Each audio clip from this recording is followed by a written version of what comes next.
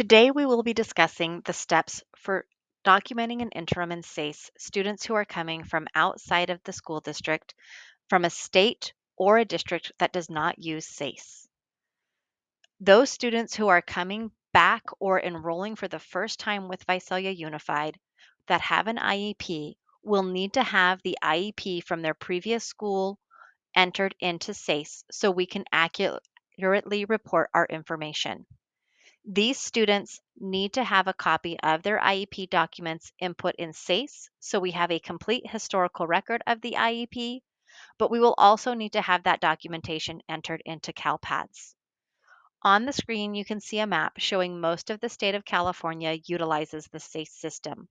There are several counties that partially use the system, and there are several counties that do not use SASE at all. If a student enrolls with our school from one of these light green or gray counties and their district does not use SASE, you will need to obtain a copy of the current IEP and enter that information in SASE to create a transaction. If your student is coming from a state that is not California, you will need to take their IEP and enter everything into SASE. SASE is only used in the state of California, so other states will not be able to provide IEP documentation in the SASE format. This is done because CDE needs to have a record of the IEP in Calpads. We need to be able to report to CDE that the student has enrolled with us and that we are providing special education services. In Calpads, student enrollment is tracked and documented, showing when the student enrolls and when the student leaves. Each exit has a correlating exit reason that could indicate the student is leaving to another school in the state of California. It could indicate that the student is matriculating to the next grade at the same school. It could indicate that the student is leaving the state of California completely, as we have in our example.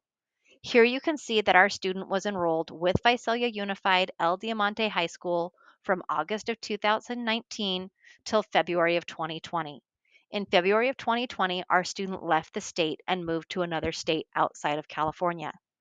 The student returned to Visalia Unified El Diamante High School on January 13th of 2023.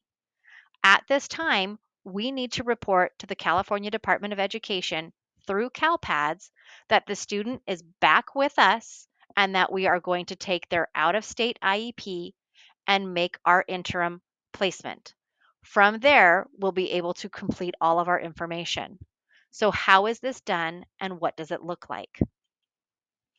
In Calpads, we need to show that we have created a transaction that we can then amend to write our interim. In my example, you can see the student was enrolled with us from August 15th to February 7th. Underneath that, in the special education program review of Calpads, you can see the student had an IEP held on May 28th. This is an adopted transaction. The student was not enrolled with us at that time, but we had to adopt the transaction so that we could do an interim amendment meeting, which you can see we held on October 14th. This is our way of telling CDE through the Calpads reporting system, we see the student had an IEP at another school that was held on May 28th of 2019, and we held an amendment meeting off of that IEP on November 14th of 2019. Transactions can only be created in SASE. We are unable to create a transaction to report to Calpads without the documentation being input into the SASE database. So, how do you create a transaction? For IEPs that are coming from out of state or non SASE districts, you do not need to rewrite the entire IEP. It is actually very quick when you go to complete all of the information from that previous school. All you need is a copy of the last IEP from your previous school. Let's go live in SASE so you can see exactly what steps need to be taken so that you can complete your transaction and begin your interim placement.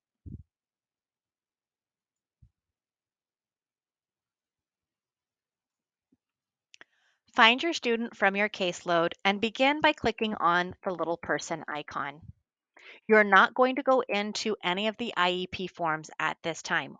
We are simply going to add all of the information for our student from the IEP that we have received. Clicking on the little person takes you into the student record side of SASE. From here, you will select the pages on the right-hand side of the screen and select Calpads Student. In the Calpads Student, you must enter all of the information that you have on the out-of-state IEP until you are error-free. So here you can begin by clicking the error check to see what information needs to be input for your student.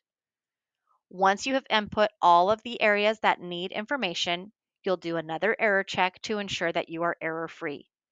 If you do not have the student's SSID, you can contact the special education department, your school site secretary, or tech services. Any of us will be able to provide the SSID number for you. Scrolling down, you'll be able to identify the areas of need to document what kind of IEP meeting the previous school or district held. It is okay that this documentation will say that they are at Visalia Unified, the school is your school. We are telling CDE through Calpads that our school district and our school is putting this transaction in so we can complete an interim meeting. If you do not have the date of initial referral, the date the district received parent consent, the date of the initial IEP meeting, or the person who is initiating the referral, you can use the date of the current IEP document that you have, and the person initiating referral would be the school because you are receiving this from another school or another district. The special education initial entry start date, if it's not located on the current IEP that you have received, you can use the date of the IEP that you have from the other school or district. If the student was in SACE previously and is returning to the school from a non-SACE district or out of state, you will need to delete this information and input information from the new current IEP from out of state or out of district. Once you have cleared all of the Calpads student errors, you will need to go back to your pages and select Calpads services. Here, you will enter all of your students' services that they were receiving from the previous district. You will click Add Service and enter the service type, the start date of the service, the end date, who the provider for the service is, their minutes, their frequency. If they have their sessions based, you'll enter that information. And then in here under comments, you can add that these are services from out of state or out of district IEP and save. You do not need to enter all of their information. We are simply reporting to CDE that we have a student who needs to have services documented for us to amend. Once you have completed entering all of the Calpad services and Calpad student fields, complete a final error check. If your file is error-free, you can click on the Quick Links button in the top right corner of the student record and select Future IEP. Here, under Attachments, you will scan and attach a copy of the current out-of-district IEP. Once that is attached, you can affirm the document. You do not need to enter the present levels, the student's goals, or any of the other IEP information. At this point, you are only working to create a current IEP that we can report to Calpads so you can do your interim. Once you have finalized and affirmed your IEP, you are then able to create your amendment and start your interim process. It does take up to 5 minutes for the IEP transaction to create, so you will need to wait about 5 minutes for the affirm to complete before you can create your amendment. If you have questions, need assistance, or are unsure of what you need to do to process an interim from out of state or out of a SACE district, please join us for special education office hours, contact your program manager, or reach out to the special education department.